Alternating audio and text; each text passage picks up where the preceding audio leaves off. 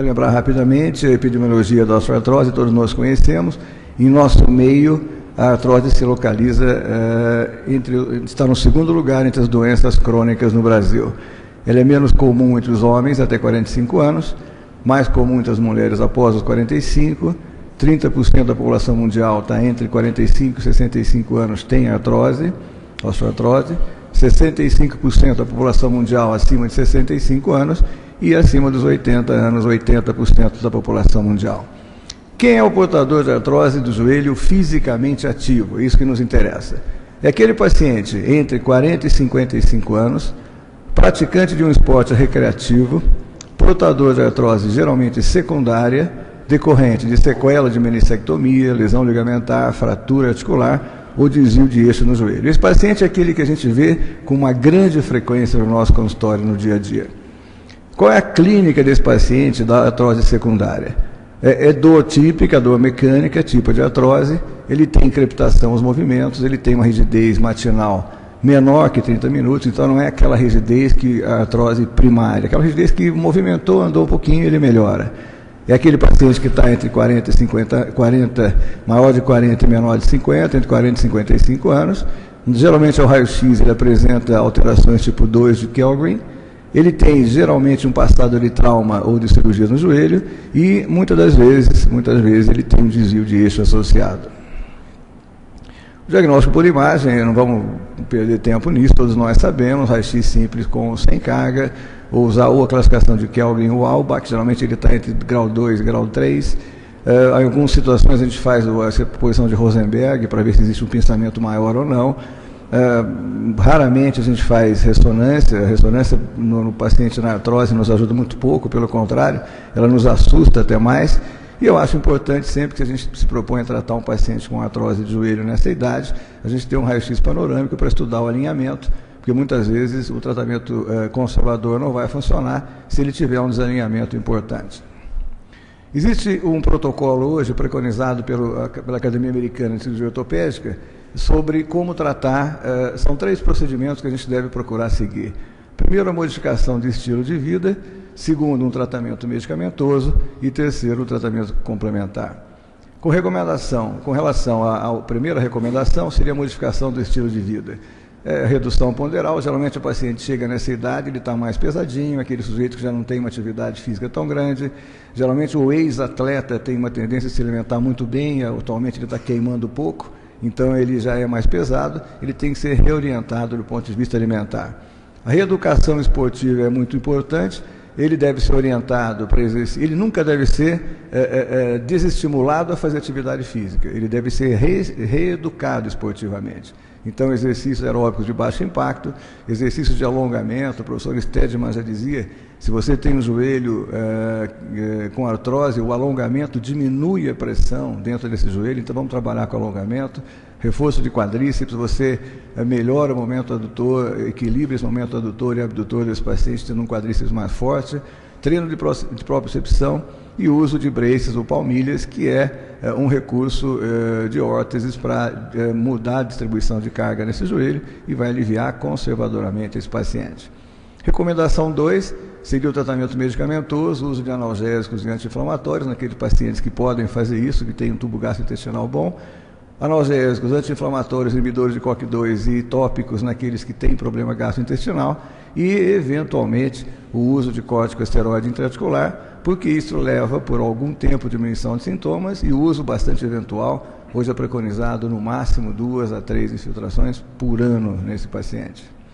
Recomendação 3 é aquilo que os americanos chamam de tratamento complementar, seria o uso dessas drogas que retardam a evolução da osteoartrose, todos nós conhecemos, está muito em moda isso, glicosamina, condroitina, diacerina e o extrato insaponificado do mamão e da soja, se não me engano, são tratamentos não recomendados pela Academia Americana em 2011, o não recomendado não implica em que não é para usar. Eu participei de uma mesa esse ano lá na academia, que tinham 7 cirurgiões de joelho e alguém perguntou como é que eles tratam conservadoramente as artroses em pacientes mais jovens.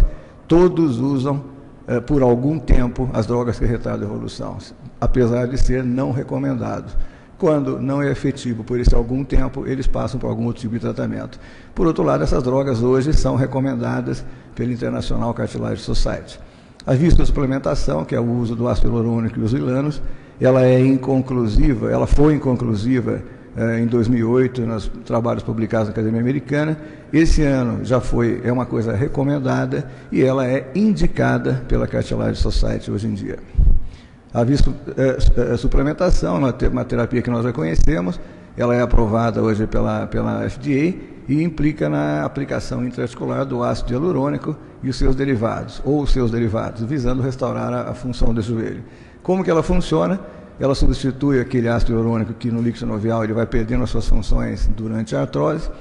Ela inibe mediadores inflamatórios, inibe a degradação de cartilagem, estimula a síntese de matriz condral e protege os nociceptores da membrana sinovial. Quais são os tipos que a gente tem hoje de viscosuplementação? Basicamente o ácido hialurônico e os ilanos. Existem algumas diferenças entre eles. O ácido hialurônico tem pequena permanência na articulação, peso molecular de 1,2 milhões, e a viscoelasticidade ela é em torno de, eu não estou enxergando daqui, ela é em torno de 15% do líquido sinovial. E os ilanos têm algumas características melhores que o ácido hialurônico. Quais as indicações, então? Seriam as artroses grau 2 e 3. Ela é complementar no tratamento conservador da artrose, evita o uso de anti-inflamatórios por longos períodos. Ela substitui em alguns casos o uso de corticoide, devolve condições de volta ao esporte moderado ou leve, e ela pode retardar a indicação de prótese unicompartimental ou de prótese total.